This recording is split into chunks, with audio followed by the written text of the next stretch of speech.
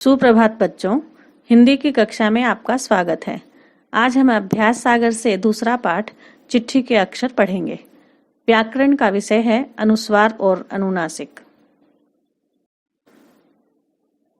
चलिए इन वाक्यों को पढ़ते हैं। चिट्ठी के नीचे संपादक के हस्ताक्षर थे। चिट्ठी की लिखावट बड़ी सुंदर थी। मेरे मुंह से अनायास ही निकल पड़ा, वाह बड़ी सुंदर लिखावट है। आप तो मेरे मन की बात भांप गए। ऊपर दिए गए वाक्यों में से उन शब्दों को छांट कर लिखिए जिन पर बिंदु लगा है अथवा चंद्र बिंदु लगा है। बिंदु वाले शब्द हैं संपादक, सुंदर। चंद्र बिंदु वाले शब्द मुंह, भांप। प्रश्न 2, बिंदु वाले शब्दों में जिस वर्ण पर बिंदु लगा है उसे बोलने के बाद आवाज कहाँ से निकलती है? उचित उत्तर पर सही का निशान लगाइए। बच्चों, जब हम शब्दों का उच्चारण करते हैं तो हम समझ पाते हैं कि जिन शब्दों पर बिंदु लगा है, जब हम उन शब्दों को बोलेंगे तो हमारी आवाज नाक से निकलती है। इसलिए इस प्रश्न का सही उत्तर हुआ नाक से। प्रश्न 3, चंद्र बिंदु वाले शब्दों में जिस अक्षर पर चंद्र बिंदु लगा है उसे बोलते समय आवाज कहाँ से निकलती है? उचित उत्तर पर सही का निशान लगाइए। बच्चों, जब हम चंद्र बिंदु वाले शब्द बोलकर देखते हैं तो हमें पता चलता है कि उसके उच्चारण पर आवाज मुंह एवं नाक दोनों से एक साथ बाहर आती है। इसलिए सही उत्तर है मुंह एवं नाक दोनों से। अब नीचे दी गई वर्णमाला को पूरा कीजिए। वर्णमाला की 5 पंक्तियां आपको दी गई है। वर्णमाला की इन्हीं 5 पंक्तियों में 5 वर्ण होते हैं। उसके बाद वाली पंक्तियों में 5 वर्ण नहीं होते हैं।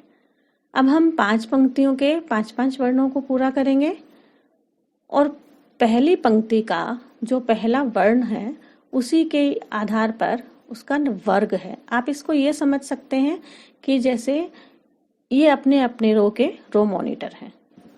जैसे पहली पंक्ति है क, ख, ग, घ, ड़। इस पंक्ति का वर्ग का नाम है क वर्ग। बच्चों, पहला वर्ण क है, इसीलिए इस वर्ग का नाम है क वर्ग। दूसरी पंक्ति में हम जब देखते हैं पहला वर्ण है च, तो उस वर्ग का नाम है च वर्ग। च वर्ग का पहला वर्ण च, दूसरा छ, तीसरा ज, चौथा झ, पांचवा य। ट वर्ग का पहला वर्ण ट, दूसरा ठ, तीसरा ड, चौथा ढ, पांचवा अण। त वर्ग का पहला वर्ण त, दूसरा थ, तीसरा द, चौथा ध, पांचवा न। प वर्ग का पहला वर्ण प, दूसरा फ, तीसरा ब, चौथा भ और पांचवा म। प्रश्न 5, क्या आप जानते हैं कुछ शब्दों को 2 प्रकार से लिखा जाता है? नीचे दिए गए शब्दों को पढ़िए और समझने का प्रयास कीजिए। अंक, अंक। चंचल, चंचल। ठंडा, ठंडा। चंदा, चंदा। Pump, pump. बच्चों, इसमें दोनों शब्द जो दिए हैं दोनों ही रूप सही हैं। पहला रूप जो है जिसमें 5वां व्यंजन आधा है वो शब्द का पुराना रूप है, और जिसमें 5वें व्यंजन के स्थान पर हमने बिंदु लगा हुआ देखा और पढ़ा वह मानक रूप है, यानी नया रूप है। नीचे दिया हुआ है, हमें ध्यान देना है लिखा हुए पे। याद रखिए शब्द के दोनों रूप सही हैं, मगर आजकल शब्दों को मानक रूप में दूसरे प्रकार से लिखा जाता है। अंक, चंचल, ठंडा, चंदा, पंप शब्द मानक रूप में हैं। मानक यानी नए रूप में हैं। प्रश्न 6, आइए अब इन शब्दों के आधार पर बिंदु लगाने के नियम को समझें। चंदा शब्द में आधा वर्ण कौन सा है? कौन सा है? न। यह 5वां वर्ण किस वर्ग का है? अभी हमने पढ़े थे वर्ग। बताओ न कौन से वर्ग का है, कौन सी लाइन में आता है? त वर्ग का। 5वें वर्ण के बाद कौन सा वर्ण है? द।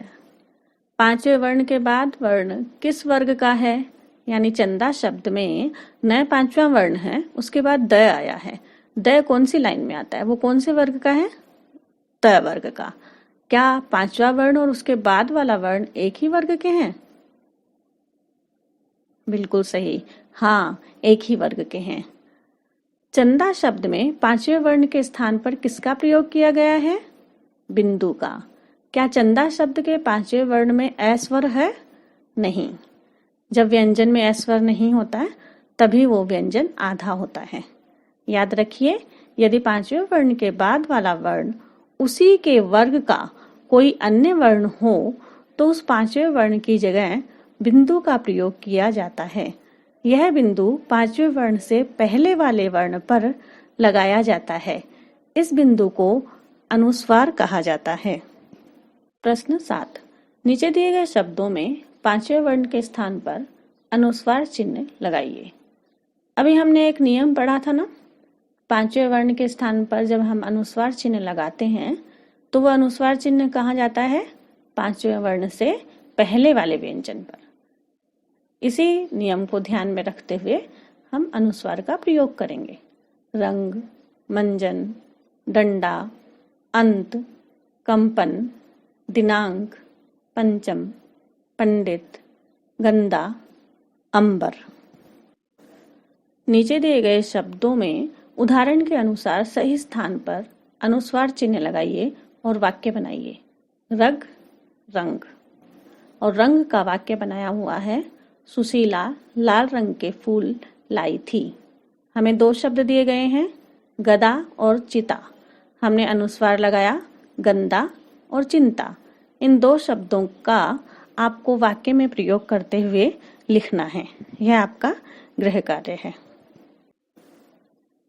नीचे दिए गए चित्रों के नाम मानक रूप में लिखिए। पहला चित्र है पंखा, दूसरा मंदिर, तीसरा बंदर, चौथा इंजन, पांचवा घंटा, छठा 15 है, सातवां अंगूर, आठवां पतंग, नौवां झंडा और 10वां पंख। यदि पांचवें वर्ण के बाद वाला वर्ण उसी वर्ग का न हो जिस वर्ग का पांचवा वर्ण है अथवा वही पांचवा वर्ण दोबारा आए तो क्या होगा? आइए दिए गए उदाहरण से इसे समझें। जन्म, सम्मान, भिन्न। जन्म शब्द में कौन से पांचवें वर्ण में अस्वर नहीं है? सही, न शब्द में अस्वर नहीं है। इसके बाद वाला वर्ण किस वर्ग का है? इसके बाद यानी न के बाद म है। म कौन से वर्ग में आता है? प वर्ग में। प, फ, ब, भ, म तो प वर्ग में है। क्या दोनों के वर्ग समान है? न और मैं समान है? नहीं, दोनों के वर्ग समान नहीं हैं, क्योंकि न त वर्ग का व्यंजन है और मैं प वर्ग का व्यंजन है। सम्मान एवं भिन्न शब्दों में कौन से वर्ण दो बार आए हैं? म और न। ये वर्ण अपने अपने वर्ग के कौन से स्थान के वर्ण हैं? कौन से नंबर पे आते हैं? 5वें पर। Very good.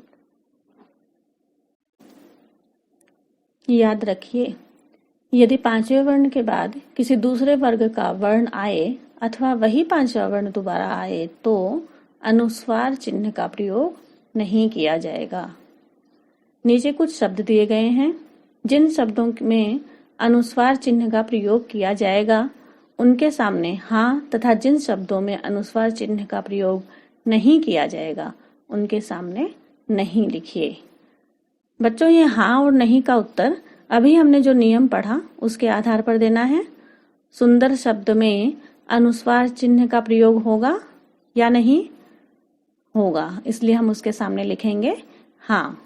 अन्न नहीं, सम्मानित नहीं। क्यों?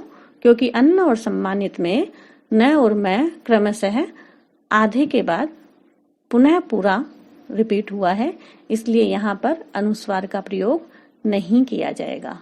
पंकज हाँ, पंछी हाँ, अक्षुण्ण नहीं। अब हम अनुनासिक चिन्ह देखेंगे। अनुनासिक चिन्ह यानी चंद्र बिंदु। प्रश्न 12, नीचे खंड 1 एवं 2 में कुछ शब्द दिए गए हैं। इन शब्दों को बोल बोल कर पढ़िए। बाधा, बांधा, सास, सांस, काटा, कांटा, सवार, संवार। तो बच्चों हम देख रहे हैं खंड 1 और 2 में थोड़ा सा ही अंतर है। खंड 1 में चंद्र बिंदु नहीं लगा है और खंड 2 में चंद्र बिंदु का प्रयोग किया गया है। और चंद्र बिंदु के प्रयोग के साथ ही शब्दों के अर्थों में भी परिवर्तन आ जाता है।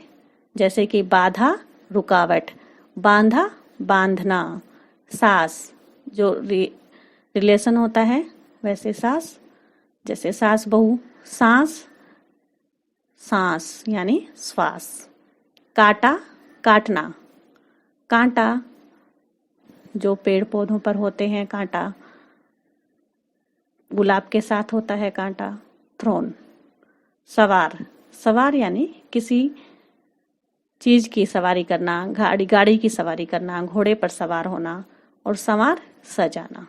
इस प्रकार से हम देखते हैं कि अनुनासिक का प्रयोग करते ही शब्दों के अर्थ बदल जाते हैं। खंड 1 के शब्दों के पहले अक्षर को बोलते समय आवाज कहाँ से निकलती है? मुंह से। खंड 2 के शब्दों के पहले अक्षर को बोलते समय आवाज कहाँ से निकलती है? मुंह एवं नाक दोनों से, क्योंकि खंड 2 के शब्दों में अनुनासिक यानी चंद्र बिंदु का प्रयोग किया गया है। जिन शब्दों को बोलते समय आवाज मुंह एवं नाक दोनों से निकलती है उनके ऊपर क्या लगा हुआ है? अनुनासिक चिन्ह अर्थात चंद्र बिंदु लगा हुआ है। याद रखिए, जब किसी वर्ण को बोलते समय आवाज मुंह एवं नाक दोनों से निकलती है तो उस वर्ण के ऊपर चंद्र बिंदु लगाया जाता है। चंद्र बिंदु को व्याकरण की भाषा में अनुनासिक कहा जाता है। प्रश्न 3, नीचे दिए गए शब्दों में उचित स्थान पर अनुनासिक चिन्ह लगाइए और वाक्य बनाइए। पूछ, पूंछ, आधी, आंधी, कहा, कहाँ, सवार, संवार, चाटा, चाटा। इन शब्दों को अनुनासिक का प्रयोग करते हुए हमें क्या करना है? वाक्य बनाना है। तो वाक्य जो बनाने हैं वो आपको बनाने हैं। शब्दों के आधार पर वाक्य निर्माण कीजिए और लिखिए। प्रश्न 14, नीचे दिए गए शब्दों को बोल बोल कर पढ़िए। पुस्तकें, सड़कें, चित्रों, फलों, चिट्ठियों। इन शब्दों के अंतिम अक्षर को बोलते समय आवाज कहाँ से निकलती है? मुंह एवं नाक दोनों से। पहले बताए गए नियम के अनुसार इन अक्षरों पर कौन सा चिन्ह आना चाहिए था? अनुनासिक चिन्ह। इन अंतिम अक्षरों पर कौन सा चिन्ह आया है? अनुस्वार आया है। उसका क्या कारण है वो भी देखेंगे हम। इसका कारण ये है कि शब्दों की शिरोरेखा पर अगर कोई मात्रा आए तो उसके साथ कभी भी चंद्र बिंदु का प्रयोग नहीं होता है। शिरोरेखा की मात्रा के साथ अनुस्वार का ही प्रयोग होगा। याद रखिए, यदि किसी वर्ण को बोलते समय आवाज मुंह एवं नाक दोनों से निकले मगर शिरोरेखा के ऊपर कोई मात्रा हो तो वहां अनुनासिक चिन्ह की जगह पर अनुस्वार चिन्ह का ही प्रयोग किया जाएगा। प्रश्न 15, नीचे दिए गए शब्दों में अनुस्वार अथवा अनुनासिक चिन्ह लगाइए। संपादक, मैंने, तिथियां, पूंछ, कुर्सियां, सुंदर, मालाओं, कारें, ऊंचा। आओ दोहराएं। प्रश्न 16, नीचे दिए गए शब्दों के सही रूप लिखिए। कौंधने, साप्ताहिक, मस्तिष्क, कीजिए, पूर्ति, पड़ेगा। प्रश्न 17, नीचे दिए गए शब्दों के बहुवचन रूप लिखिए। बात, बातें, कुर्सी, कुर्सियां, हाथ पर, हाथों पर, कविता, कविताएं, साधु को, साधुओं को, कहानी, कहानियां। ज्ञात रहे कुछ शब्द एक वचन और बहुवचन रूप में एक जैसे रहते हैं, परंतु कारक चिन्ह आ जाने पर वे ओ के रूप में आते हैं। जैसे हाथ अगर एक वचन है तो वह हाथ ही रहता है। हाथ के साथ अगर कारक चिन्ह पर लगा तो बहुवचन बना हाथों पर। इसी प्रकार घर एक वचन है, घर का बहुवचन भी घर रहता है, और अगर उसके साथ घर में कारक की विभक्ति लग गई है तो वो बहुवचन घरों में बन जाता है। उसी प्रकार से अगर एक वचन शब्द में अंतिम वर्ण पर बड़ी ई की मात्रा हो और बहुवचन बनाने के समय अगर हम उसमें या लगाते हैं तो वह बड़ी ई की मात्रा छोटी ई की मात्रा में बदल जाएगी। जैसे कुर्सियाँ, कहानियाँ। ये नियम हमें ध्यान रखने हैं। बच्चों, इस पाठ का व्याकरण का भाग पूरा हुआ। पत्र लेखन हम गर्मी की छुट्टियों के बाद करेंगे। आपको पिछली कक्षा में होमवर्क दिया गया था, हॉलीडे होमवर्क सबने देखा होगा। आप सबको इन छुट्टियों में वो हॉलीडे होमवर्क करके रखना है। और एक बात, जिन बच्चों के पास नई नोटबुक्स उपलब्ध हो गई हैं वो बच्चे अपनी फेयर नोटबुक में हिंदी का कार्य करेंगे, अपने पेरेंट्स की बात मानेंगे और अपना फेयर वर्क हिंदी की नोटबुक में करेंगे। छुट्टियों में आराम करो, साथ साथ पढ़ाई भी करना है, होमवर्क भी करना है और सेहत का ध्यान भी रखना है। अपने अपने परिवार के साथ कसरत करना और स्वस्थ रहना। धन्यवाद।